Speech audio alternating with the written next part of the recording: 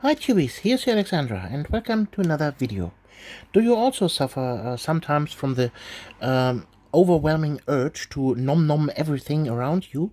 Well, then you certainly come to the right place, because today we will be painting a Liktor from the Tyranids from Warhammer 40k. The color scheme we are using is this little fella. In the last video I tested out here these markers from AK Interactive, and I painted a little bit on a Tyranid, and well, I completely finished him now as a Tyranid from the Behemoth Hivefleet, and yeah, let's get this color scheme on this Liktor. So, the first thing we need is a nice fluffy dry brush from your provider of your choice. This here is from Artify. Disclaimer, this brush was sent to me and provided for me for review purposes some time ago. But you can also go with your standard Artus Opus brush, or your normal standard makeup brush. You can go with whatever you want. So what I've done here is the Liktor is obviously built and primed in black, and we are using a very dark red. So I've put some on my palette here with an old brush, so we don't ruin our dry brush with picking up too much paint, because when you're using a dry brush like this one, you never want to have paint stuck here in the ferrule region, because then something like this happens here. Here this brush is very stiff in the middle. You see, I can't even push my nail through the brush anymore, because there's paint stuck in there. So you definitely want to avoid that, and never pick up paint directly with the brush from your pot. So then we will start by definitely going to the paint in a vertical motion. So we have paint distributed in the tip of the brush. Give it a little bit of a dab, and then we can start to dry brush. This first coat here is a very generous overbrush over the black primer.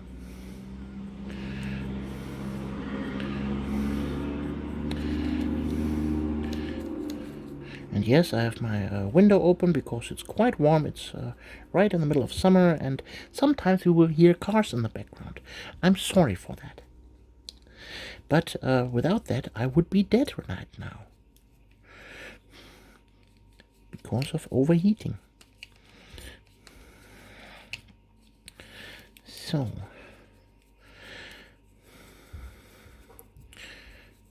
very generously applying this paint all across the miniature.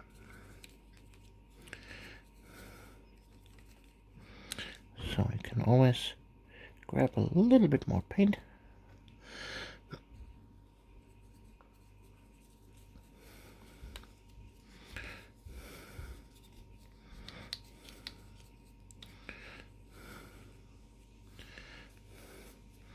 Make sure to hit every angle of the parts that need to be red.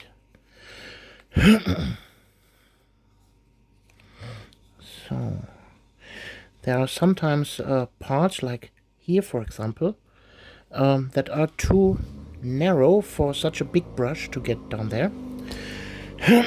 In that case,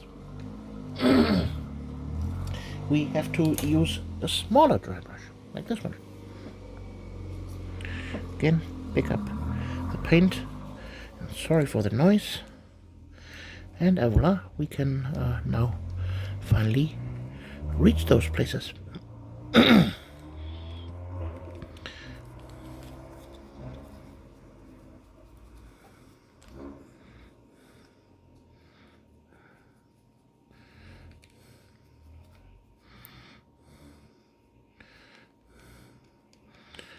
So usually you only need to switch to the smaller dry brush right at the beginning, where you need to get right down into the very, very niche areas of the miniature.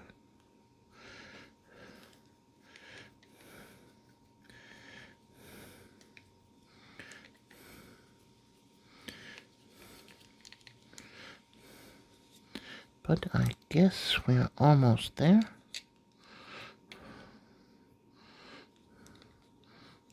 There in the hand. A little bit lower there.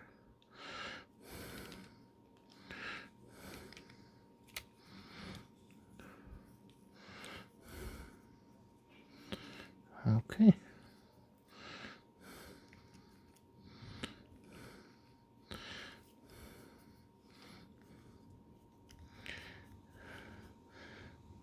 The lower teeth of the scything talons.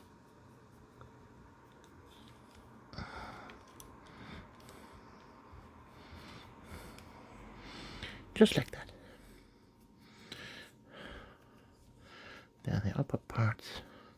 So, the next dry brush steps will be a lot quicker, I promise, because we're dry brushing much higher. Make sure you clean out the brush properly.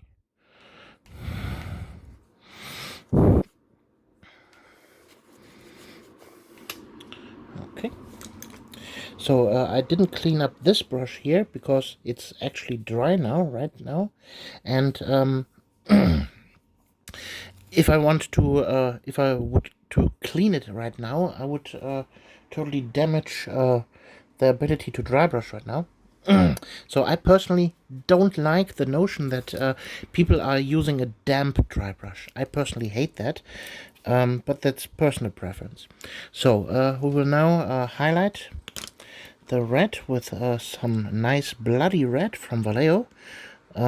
This is by far the brightest red that I could ever find from any paint range.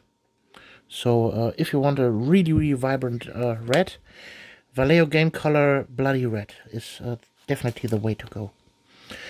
So we have now here a 50-50 mixture of that and the dark red. So my dark red is definitely a mixture of my own, but you can simply create your own mixture. You see, I'm now erasing much more of the paint on the brush, and with that we can now really nicely dry brush the whole body with that and create nice smooth blends in the highlights. And also with that I'm not going to dry brush every nook and cranny again, only the top surfaces, the main visible spots.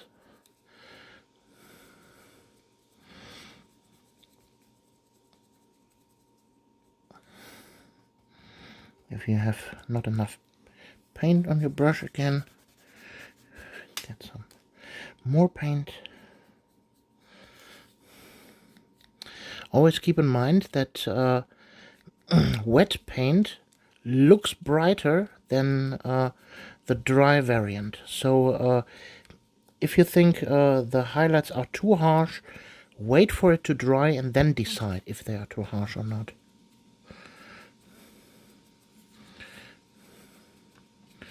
So I think for this dry brush step, that's actually already enough.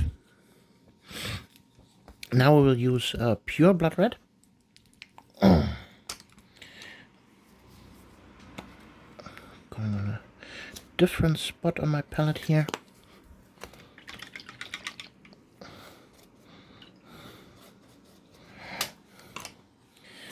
So still not washing the brush.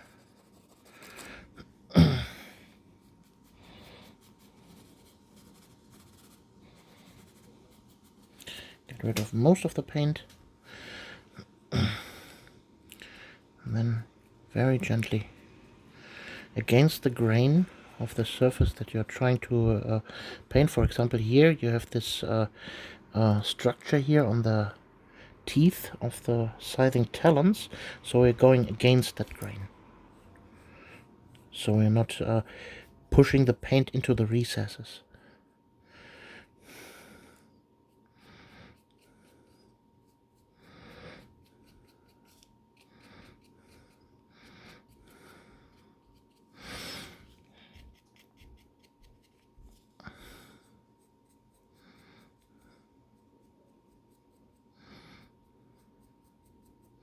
So here, for example, I've first in this angle here, 45-degree, dry brush this area here with the teeth, and then I've gone this way to catch these two edges here.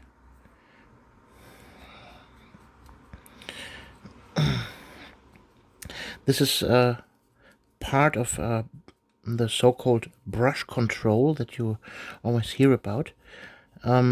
When you knew about painting a miniature, then you don't have much of a brush control. You are new to this tool, and you have to learn how to use it. So, for example, if you have the theoretical knowledge to drive a car and you sit down the first time in the car, you will stutter forward and hit the brakes and the clutches in the wrong way, and hit too hard on the gas pedal, and so on and so forth. You need to learn that, and the same thing applies to painting miniatures. So don't be discouraged when your first miniatures don't look that amazing, like the amazing painter that is there on YouTube and showing off their skills. So don't be discouraged. Just train. It's just a matter of practice, repeating the processes, repeating the motions, that your brain can form pathways in the neural network of your brain, and over time painting will become like a second nature to you, because you don't really think about how you hold your brush or how you move around in the painted areas and so on.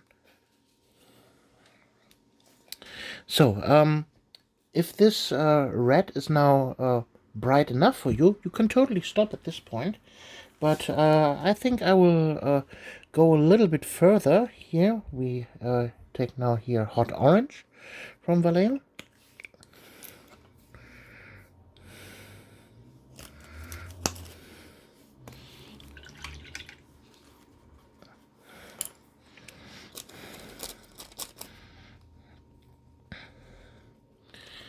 There you go. Now let's turn around our paper towel. And with that, I'll highlight even narrow spaces, like for example only this part here, so we have a transition between this color and there. Then for example here only the top part of the tail, and here the sides where these holes are.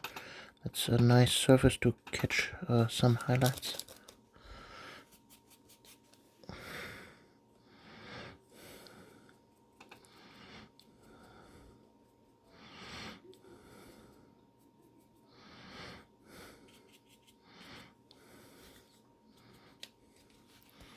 There. Yeah, that looks nice. So, and now we go even further. Take your brightest yellow that you have.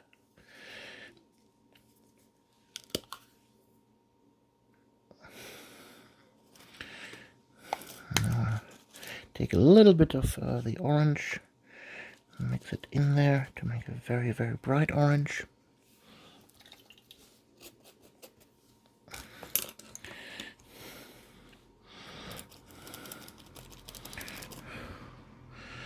So if you hear that's just some baking paper for my wet palette that is off camera there. So very, very gently, only the middle part here.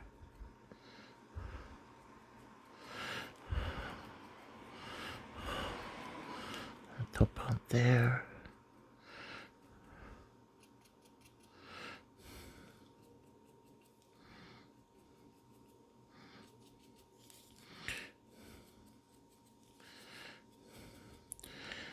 With just a few easy steps, you can get really, really nice definition in your miniature. Okay, and now we take the yellow of that. It will mix with the existing orange on the brush.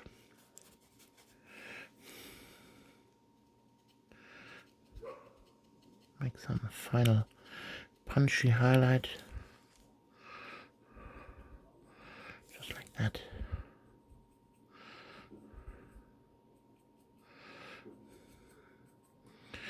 Really, really nice contrast between the dark red and the bright areas.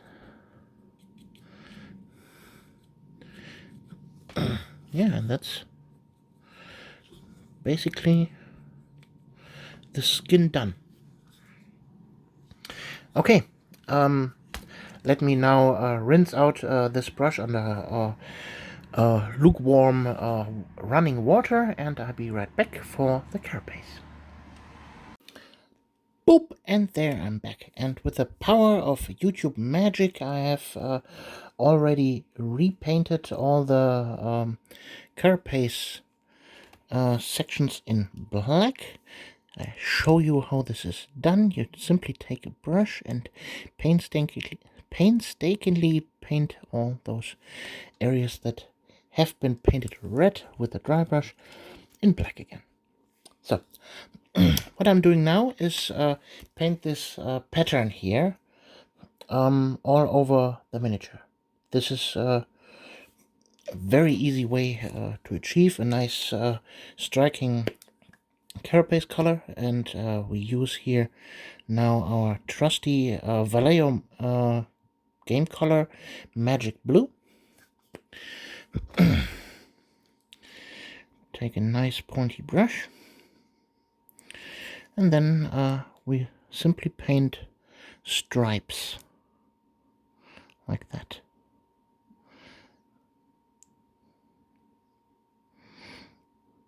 Try to make them a little bit pointy.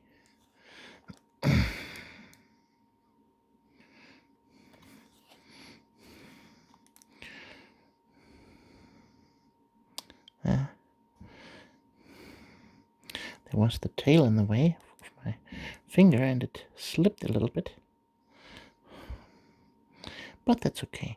Turnips are organic creatures, and I think those patterns well, are organic patterns, like stripes on a tiger, and it's okay when they are a little bit wobbly and wonky.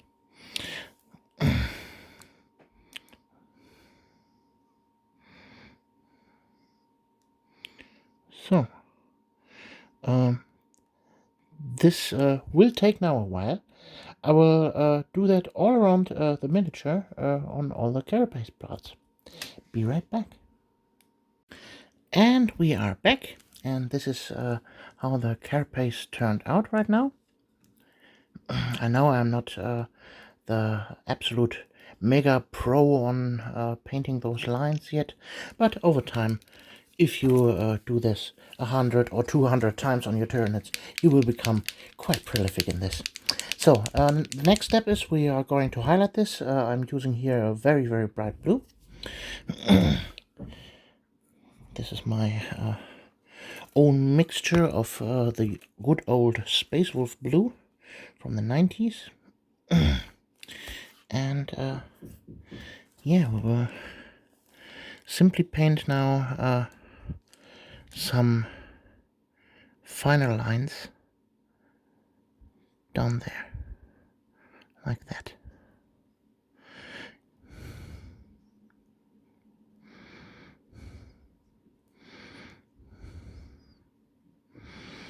So you need a nice pointy brush for that. And don't work in an environment where it's so humid and hot, or not humid, well, hot in the air, that the paint on the tip of your brush will dry out. That's not good.